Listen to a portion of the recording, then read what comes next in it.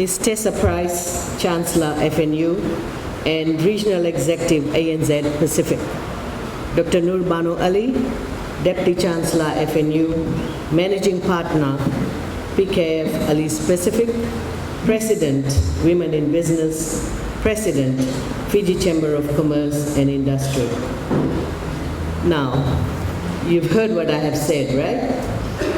A woman who is so powerful in our society that she's also leading the business sector, which is often held by men. And again, the Chancellor of FNU, a lady at the helm of FNU. Dr. Angela Jochen, the Permanent Secretary for Education, Heritage and Arts, Ms. Anurashika Bari, CEO, Nasinu and Nosori Town Council. Teachers who are our special guests today, members of Women in Business, staff of FNU, media representatives, ladies and gentlemen. Last Saturday, I addressed teachers and invited guests in Suva to commemorate International Women's Day. I was humbled by their presence as well as the enthusiasm and the request they made to me that they need such session, not only once a year, but more of such session to empower them. So your presence today exemplifies the kind of change that every woman would like to see in our community, nation, and the world at large. This year's theme, as you have heard from the MC, is Gender Equality Today for a Sustainable Tomorrow, Break the Bias. This theme is relevant and it is still applicable.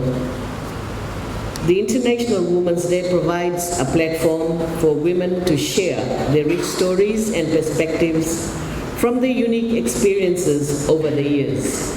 And I'm sure if I ask the women seated here to share some of their struggles where they are today, there'll be a lot of stories that we can hear from each and every one of you. It is a day where we cast a spotlight on the progress that women have made in society, whether it be for economic, cultural, political, or social reasons. Also, women's struggles to be treated equal, to be free from domestic violence, and to be free from gender-based violence.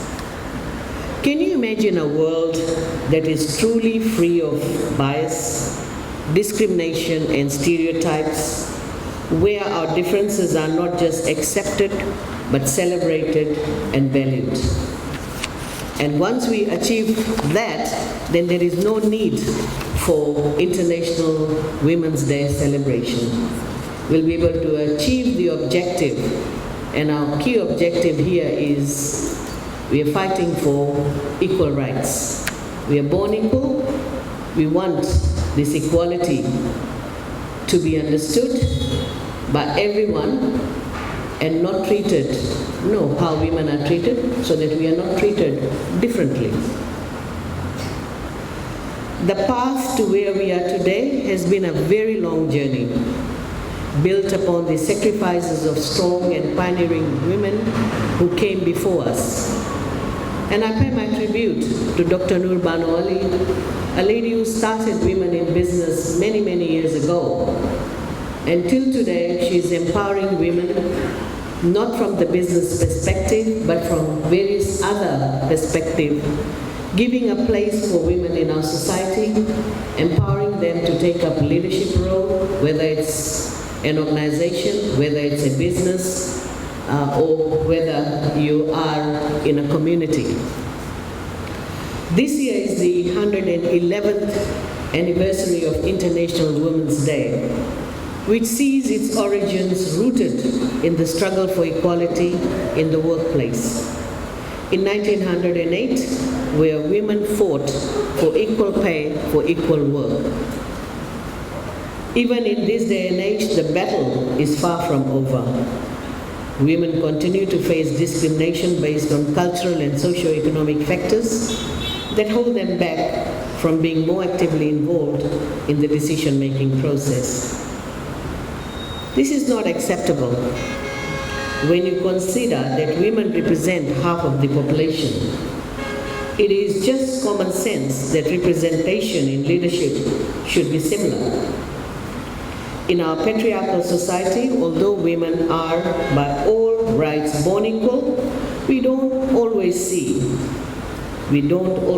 that reflected in our treatment. That is not to say things aren't changing for the better, but it is happening at a very slow pace. So the discussions on empowerment of women, gender equality, better representation in leadership are still necessary. Gender-related matters such as pay parity, discrimination, and non-proportional representation of women in parliament boards and committees and as head of organization, as well as other key areas, are still hotly debated subject. And let me just emphasize, I did that in Suva just to share some statistics. The CEOs in Fiji, there are just about 10% of women CEOs in Fiji. So that means 90% of CEOs, chief executive officers, are men. Similarly, only 20% of women hold positions in boards and committees, either they are chair or board members. That means 80% are still men. Even in Parliament, we have 9 women and 42 men. And if you look at the percentage, initially it started off with 22%, and now we are left with 17.6%. It's not making sense if 50% of our population are women. Why is that? Why women are not represented in our boards, in our committees, in our parliament? And I always question this: is it because the way we were brought up in our homes, we always stayed in the shadow of our fathers and brothers? When we get married, it's the husbands who lead, and when we grow old, it's our sons who control us. Is that the reason why we are not able to make independent decisions? If we women would have made independent decisions today, there would be more women in Parliament. And I want to encourage each and every woman seated here. This is an election year. Please, if you feel that you want to be in Parliament, this is the time for you to make the decision. Stand up. Stand up, join a party, and fight the election. You're all very capable. Do that, so that we can have more women in Parliament. So, whenever we talk about women issues, the question remains, how exactly do we remedy this? What can be done to narrow the gap and encourage more women to take up leadership role? And probably the sessions like this can help. It can help women to overcome their fears. They can hear stories from other women, how they managed to reach where they are today. So such sessions are extremely important, but it doesn't mean that when we attend this session, we hear the stories and we don't apply in our lives. Then we are not successful. If we hear the struggles, we hear the different journeys individual women had taken, and if you are able to get motivated and come on board, then we'll say that yes, such sessions are successful. In legal terms, women have equal rights, but the realization of these rights in practical terms is much to be desired due to social setbacks. While most men of this generation claim to be free of any sexist prejudices against women, but there are few things they still unknowingly do that contradict their support for women. It could be because chauvinism is much deep-rooted in our patriarchal society.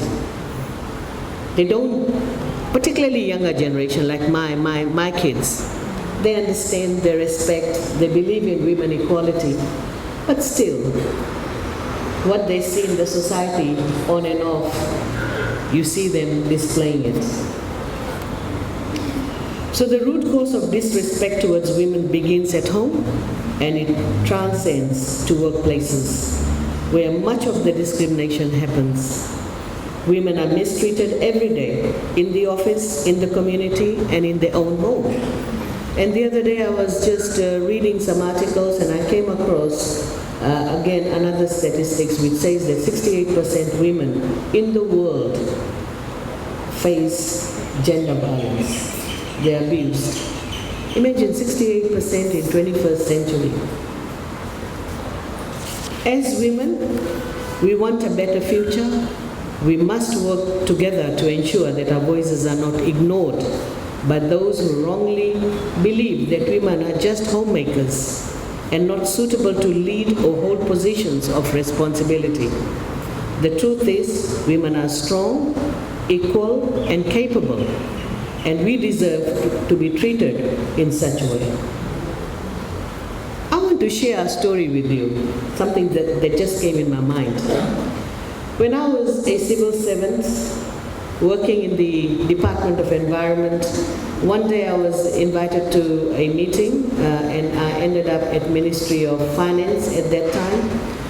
And when I sat in that room, I was surrounded by all men, and at that time the permanent secretary was a man too. He asked everyone to introduce, and he just kept looking at everyone, and each person got up and introduced himself. But somehow or the other, being the only woman in the room, he never asked me to introduce myself. I was bypassed. So what did I do? Do you think I will just take this lightly? I didn't. I put my hand up and I said, I'm sorry, but I didn't introduce myself yet. And I got up and I introduced myself. So sometimes when you are not noticed, you must make sure that you are noticed. Just don't accept it that it's okay, it was a mistake or small mistake. No, it's not. Balanced political participation and power sharing between women and men in decision making is an internationally agreed target set in the Beijing Declaration and platform for action. Most countries in the world are yet to achieve gender balance, and only a few have set or met ambitious targets for gender parity. And I must say, and I'll keep repeating this, individual women have overcome these obstacles with great acclaim, and often to the benefit of society at large. But for women as a whole, the playing field needs to be level. There are capacity gaps, which means women are less likely than men to have access to education. And because I'm the Minister for Education, I thought let me focus a little bit on education. Some 3 decades ago, women were not given equal opportunity for further education. Investing in education for boys was considered investment for the future, because boys, in those days, we were living in a joint family system. The girls used to get married and move out, whereas the boys, they get married and they bring their wives to the family. So investing in a boy was much better, because they'll continue living in the same house. And education for women was seen differently. Parents had to pay for school fees, books, bus fares, and also fundraise to look after school infrastructure, and in those days also pay for granting aid teachers. So financial burden for parents or community members was too much, because they were not only paying or looking after the children, but they were also looking after the schools. And when parents were not that well off, guess who was asked not to continue with their education? The girls. And with that same traditional thinking that they will get married and they can settle down and just lead a life of a homemaker. That was the thinking then. But today, through government's assistance, every girl child can go to school and realize their dreams. Parents don't have that financial burden. They can send both boys and girls to school. And this is what we see today. And to make things even better, since 2014, with the introduction of toppers and TELS by the Fiji First government, access to tertiary education has become possible. Many of you seated here were able to attain your education through TELS or through toppers scholarship. And by introducing TELS and toppers, equal opportunity was given to women and men, which was not the case previously. Ladies and gentlemen, when it comes to climbing the career ladder in education, leadership positions are still predominantly male-dominated. While teaching has traditionally attracted more women into the field, however, women are underrepresented in key education leadership roles. Ministry of Education, Heritage and Arts conducted an online survey in October 2021, specifically targeting female teachers in primary and secondary schools all over Fiji. The purpose of the survey was to find out why women did not apply for leadership posts in schools and what can be done to change that. And I want to repeat, why women did not apply for leadership posts. And you're going to hear a lot more about this survey from Ruth. She'll share the statistics and she'll explain the reasons. Some of us feel that, no, we applied, but we were not selected. But the data shows otherwise. Now, looking at the data highlighted that 69% of our teachers teaching in primary and secondary schools are women, but only 27% of female teachers hold leadership position as heads of school.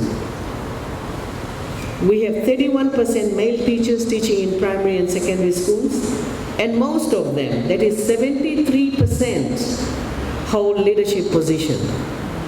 So why women teachers are not holding the leadership role in schools? We need more women in position of leadership in schools. We do. At the end of the day, there are 69% women teaching in school system. I hope in the near future, I expect to see more women in school leadership positions based on merit. I'm a strong believer of merit-based promotions, merit-based positions, because we are not weak. As women, we are not weak. We are capable. And we are fighting for equality, and we will fight for equality even when it comes to promotions and positions based on merit. Let me take a few minutes to emphasize on open merit recruitment system. Some of us have a lot of negativity attached to it. But let me clarify that open merit recruitment system gives equal opportunity for women teachers to apply for leadership posts. And if you are questioning why men are holding a lot more head of school positions in school, it takes me back to the days when I was a school teacher and I was a lecturer at Fiji College of Advanced Education. And I want to share with you my experience. And I'm sure some of you seated here, you know exactly what I'm saying. In the past, how teachers were decided which school they'll be going, which head of school position they'll be holding. All those promotions were decided by the union representatives and Ministry of Education officials. So they will come together. You'll have your FTA, FTU, and Ministry of Education officials. And then the names were all presented, and of course the push was for the union members. So they used to have a system where one position will be decided by FTA, then FTU, and then Ministry of Education. And if you are not a union member, you'll miss out. But was that a merit-based selection? It wasn't. And often during those days, you'll see more women were left out and more men progressed. And again, we always say that it's about the connections that you have. You know how you socialize and the relationship you build. Now, always women, when we are at a workplace, we finish our work, we're rushing home because we have to, it's expected, as I said, stereotyping, and I will leave it to the panelists to talk about that, but the culture was such, or still is, that we go home, we have to cook food, we have to look after our children, we have to make sure the homework is done, we have to iron our clothes for next morning, we have to think hard what we're cooking in the morning for our children's lunch, and that's all we focus on. But on the other hand, what do men do? Okay, I don't have to say. We all know what they do. Socializing, socializing, and socializing. That's where they build their connections. And all these connections work for them, unlike the women. I want to challenge our women teachers, and indeed all women, whether in politics, business, or in any field, to set up your goals to achieve your ambitions. Consider yourselves as equal and capable, then and then only you will apply for positions of leadership. I have conducted many interviews in my life, and I want to share my experience with you today. I will, when we are conducting interview, we see a man walking in, full of confidence, takes the seat. Each question you ask, they're answering the question, whether the answers are making sense or not. But the level of confidence with which they are responding. And if you are not in that field for a moment, you'll think, very capable person, good answers. And you can be carried away and you may offer the job. But on the other hand, a lady walks in, timid, shy, lacks confidence, will take the seat. You ask them question, good responses. Right. Answers are all correct. You can, from the answers you can gauge, they have been to the website, they have read, they're prepared for this interview, and they're ready for the job. But in that interview, you can also see women very nervous, lacks confidence. But interview is all about marketing. You need to tell the interviewer why you are the best person for the job and not 30 others who are waiting to be interviewed. And this is where the women fail, because you don't demonstrate that confidence. Yeah? So we need to improve on our confidence and believe in ourselves that we are capable. So finally, ladies and gentlemen, let me thank the Permanent Secretary for Education and her team, and President of Women in Business and her team for organizing this event. In fact, Women in Business, they've come on board and they helped us with our session in Suva, also in Labasa, and going forward, we will be in Western Division on Monday. So thank you, ladies, for doing that. I'd like to acknowledge Ms. Tessa Price, as I did initially, but I want to do it again. Our first women chair and chancellor of National University, our Fiji National University. It's very rare to see a woman as a chancellor of university, extremely rare. And I think it calls for another round of applause.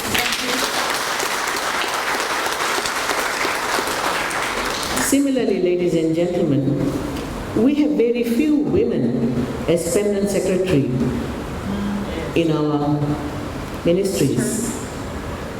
And one woman that I know of and I work with is Dr. Angela Jochen. Can you please put your hands together?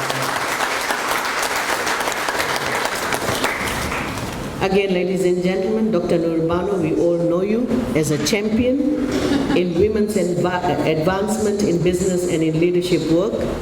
Thank you, Dr. Ali, for the great work you do for all women in Fiji.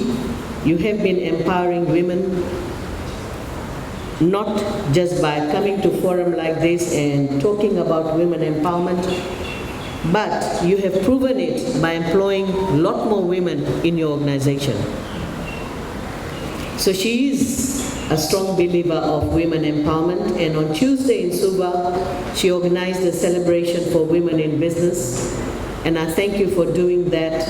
It was very inspiring to see women present in that forum, but she took another stance, because generally when we talk about women empowerment, exactly what we are doing, women talking to women, right? But this session is special because the research we have done shows women do not apply for leadership role, and that's why we've invited women, right? But generally what we find that whenever we have a women empowerment session, we don't have men. But Dr. Bano made it interesting by inviting men to speak at the International Women's Day celebration.